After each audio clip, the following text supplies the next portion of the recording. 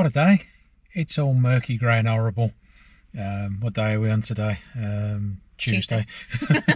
Lost track of everything, all over the place here. There's been so little sleep all over. But anyway, so we've come back down to the south end of the island today, back down into the Sumburgh area, to go to a place called Jarlshoff, which is a Viking, Norse and medieval settlement, just by the Sumburgh House Hotel as well, and by the airport. So we're currently now sitting up on the road towards Sumburgh Head. We've been around Jarlshoff, and there is some footage which I'll tag on to the end of this. Very interesting place. £8.50 in for adults, and you get a free audio guide to take you around the place with it. So there goes the Coast Guard again. The Coast Guard helicopters are very, very active around here. I don't know whether they're checking weather conditions for the planes coming into land, or whether it's just they're doing training flights. Yeah. Thank you, brain went. But yeah, it's a really, really nice area, even though it's dull and grey, and raining a little bit now. Jarlshoff was very interesting. Obviously Rube wanted to go there, and yeah, definitely worth it for the history side of it. Yeah? Yeah. So there you go. Highly recommended. Highly if you're recommended, in the area. Yeah. Come down to Jarlshoff. £8.50. You can't do a lot for that these days. As I say, there'll be some footage going up in a bit.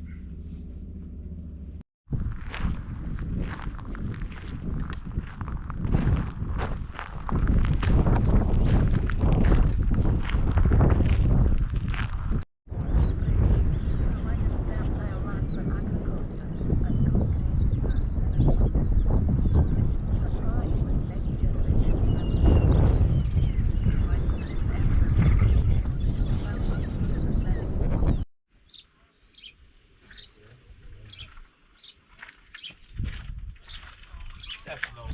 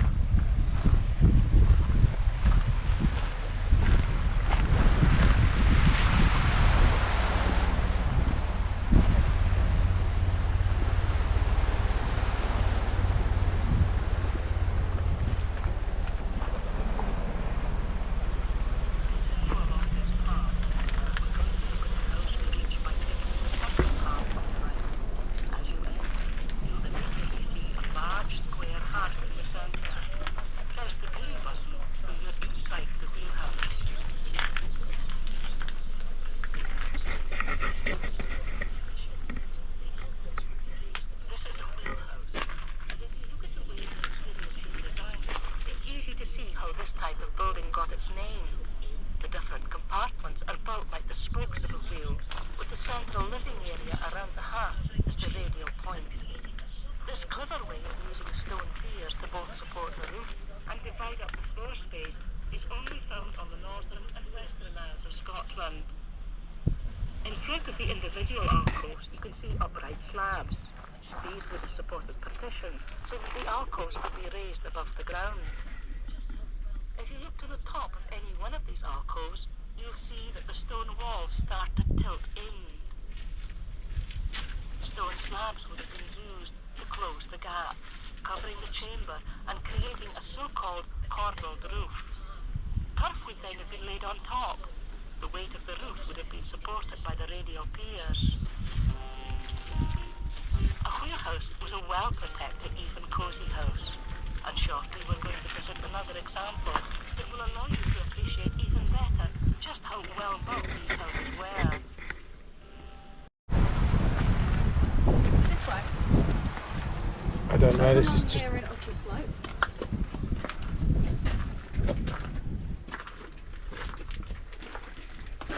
Nothing about low door, Jesus.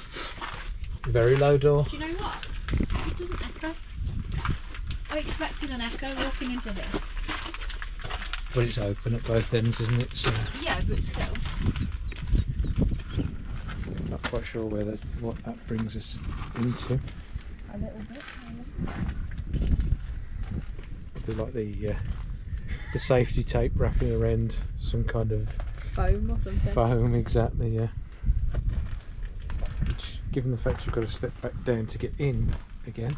Yeah. Sure. It's not just there, I've got to watch my head, I'm having to walk like a 90-year-old all hunched over. Opens up a bit there, Yeah, and then drops again.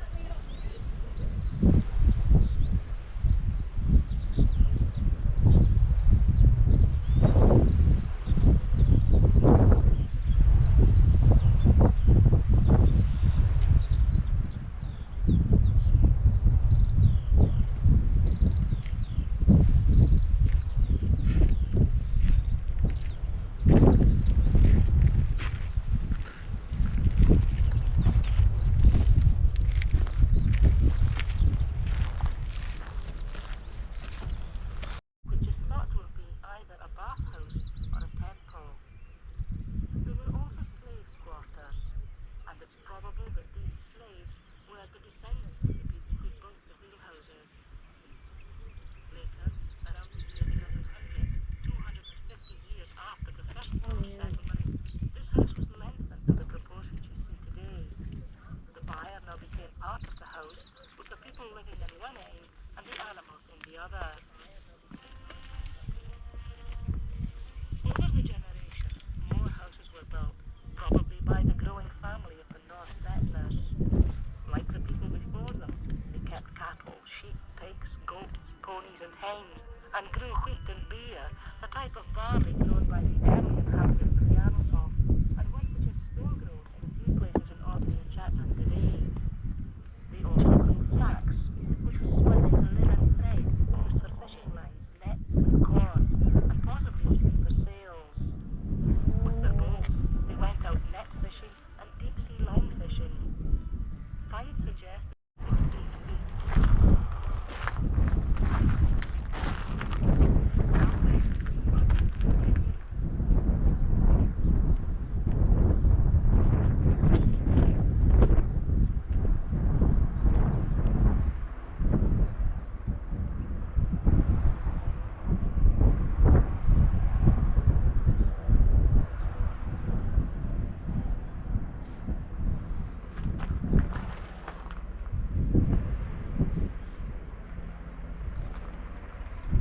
Grown by grass, where you can see gravestones.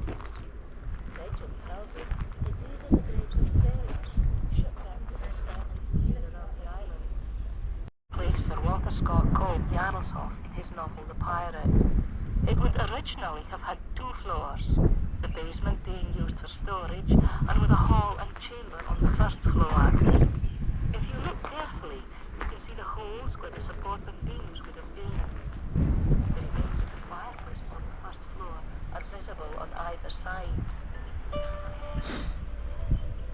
This house is thought to have been built by Earl Patrick Stewart. He was the son of Robert Stewart, himself an illegitimate son of King James V, who received the lordship of Shetland in 1581. The building on the other side of the courtyard is thought to be the remains of an earlier house that Earl Robert had built.